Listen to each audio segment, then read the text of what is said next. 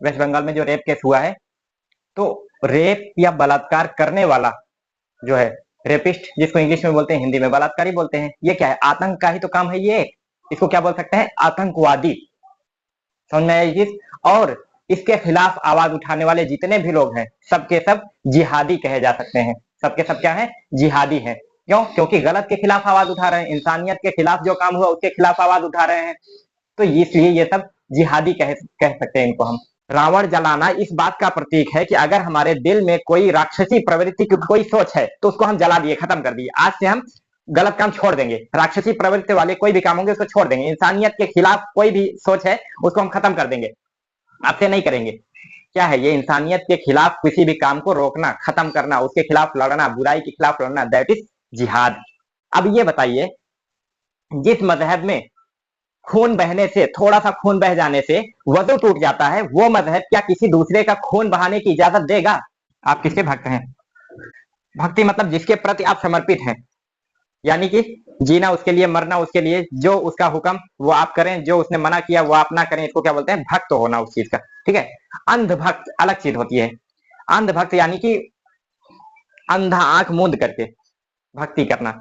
जैसे आप ये सोचे ही नहीं कि क्या गलत है और क्या सही है। देखिए, अगर कोई सही आदमी या सही चीज, सही की भक्ति आप करते हैं तो वो कभी गलत कहेगा ही नहीं, वो कभी गलत काम करने के लिए आपको कहेगा ही नहीं, या गलत सही काम करने से आपको कभी मना नहीं करेगा। अब अगर कोई उसके बाद, उस सही आदमी के बाद कोई उसका वारिस बनता है, फिर उसके बाद कोई वारिस बनता है, तो वो बात नहीं रह जाती जो उस पुराने वाले में थी। अब ये बाद वाला जो है, उसके बातों में, उसके काम में वो पवित्रता नहीं रह जाती। कभी कभी वो मिस गाइड करता है, गलत तरीके से गलत चीजें कहता है, गलत व्याख्या कर देता है किसी चीज की, तो आदमी उसको भी वैसे मान लेता है, तो उसको क्या बोलते हैं? अंधभक्ति। अंधभक्ति दो तीन तरीके से है। एक तो जैसे सियासत के कुछ लोग हैं, पॉलिटिक्स के कुछ लोग हैं, तो वो बोलते हैं तो लोग उनका भरोसा कर लेते हैं, धोखा मिलता है। दूसरी चीज कि बाबा वगैरह कुछ नकली होते हैं, बहुत सारे असली भी हैं, बहुत सारे नकली भी हैं, आप पहचान में कहाँ आता है कौन कैसा है, तो उन पर जो है आंख मूंद करके जो है आदमी भरोसा कर लेता है, वो भी अंधभक्ति है। और दूसरी तीसरी चीज, टेररिस्ट ग्रुप जो होते हैं, आतंकवादी संगठन जो होते हैं, वो जो है जिहाद को गलत तरीके से पेश कर देते हैं कि ये जिहाद है, तो आदमी उस पर चलने लग जाता है, वो भी अंधभक्ति ही तो है। उसको नहीं देखना चाहिए कि भाई किताब में, कुरान में, हदीस में क्या लिखा गया है, इस्लामिक किताबों में क्या लिखा गया है कि जो जिहाद किसको कहते हैं। किसी को मारने का नाम थोड़ी जिहाद है।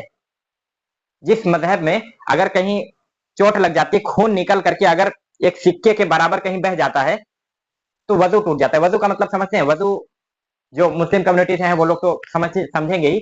जो हमारे हिंदू भाई हैं, अगर उनको समझाने के लिए मैं ये कहूं कि नमाज पढ़ने से पहले एक विशेष तरीके से मुंह हाथ धुला जाता है। ये तरीका बताया गया है किताबों में, कैसे कैसे क्या क्या करना होता है।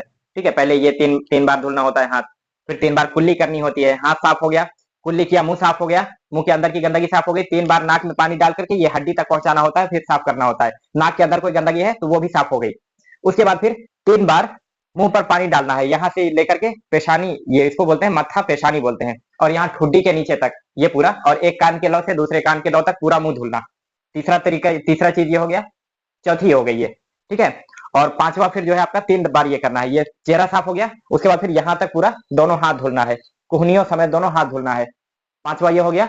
छठा आपका पानी लेकर के सर के ऊपर ऐसे साफ करना है, यानी कि बाल वोल पर अगर कुछ गंदगी ऐसी पड़ी है तो वो साफ हो गई।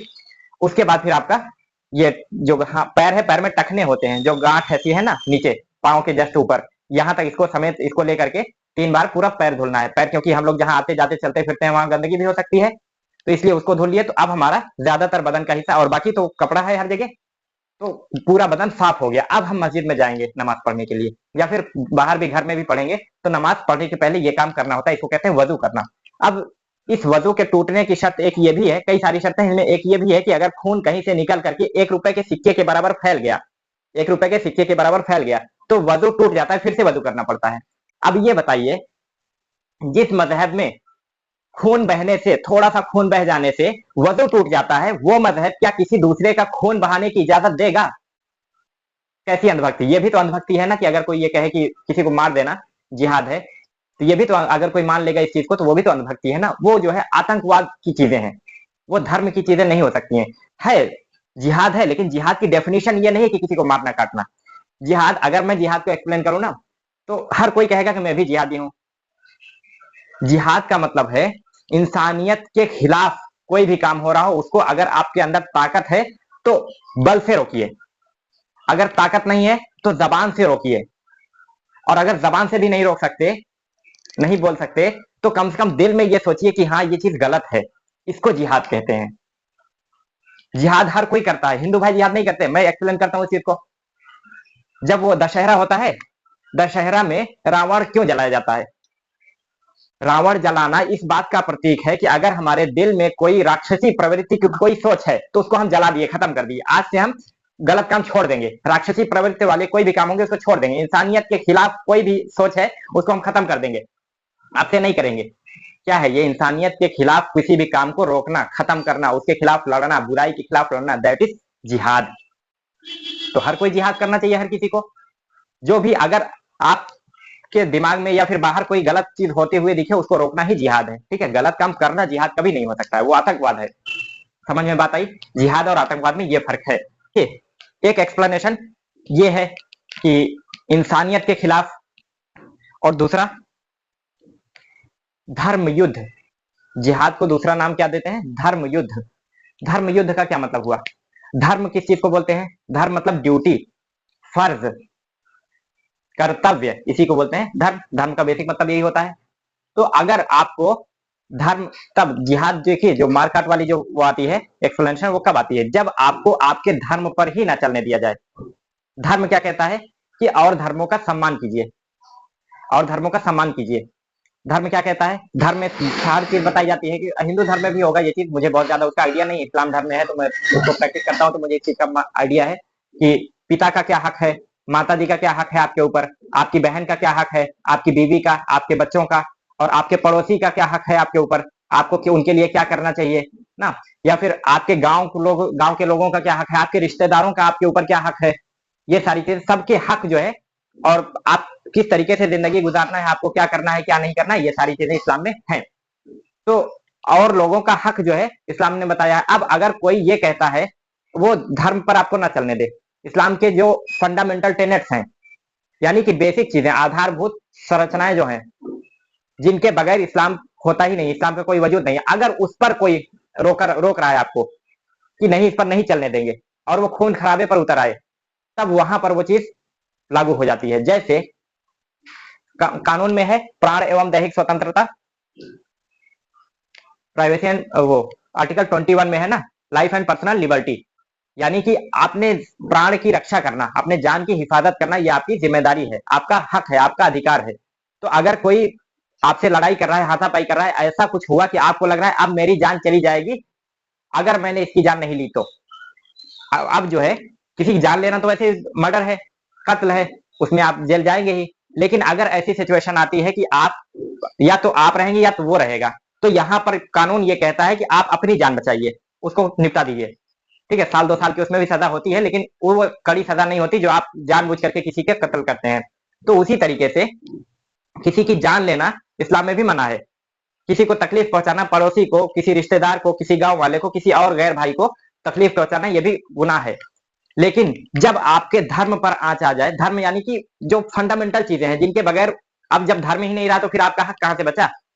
किसी और का हक जो है धर्म दे रहा है आपको, लेकिन जब उसके धर्म पर ही उसको नहीं चलने दोगे तो वो हक आपका बचा कहां?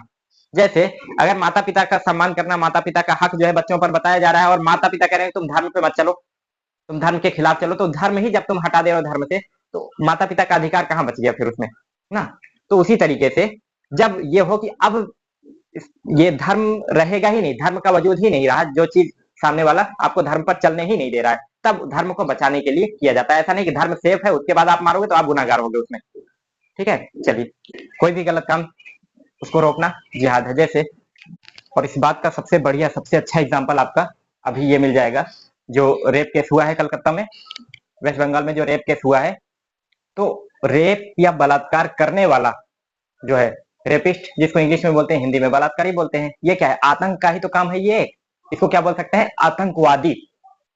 समझ में आया ये चीज? और इसके खिलाफ आवाज उठाने वाले जितने भी लोग हैं, सबके सब जिहादी कहे जा सकते हैं। सबके सब क्या है? जिहादी हैं। क्यों? क्योंकि गलत के खिलाफ आवाज उठा रहे हैं, इंसानियत के खिलाफ जो काम हुआ उसके खिलाफ आवाज उठा रहे हैं, तो इसलिए ये सब जिहादी कह सकते हैं इनको हम ना। आपका मन कर रहा है अगर चोरी करने का।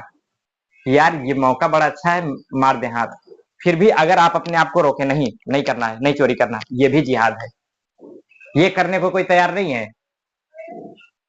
और जहां जो है मारकाट वाली धर्म की बात आती है, वहां सब हाँ प्रेजेंट, हाजिरी लगाने के लिए तैयार होते हैं वहां पर।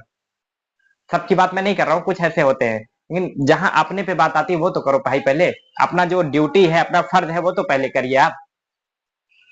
तो सामने वाले की हिम्मत ही नहीं होगी, वो खुद इतना खुश हो जाएगा आपसे, आपको क्यों रोकेगा किसी चीज से।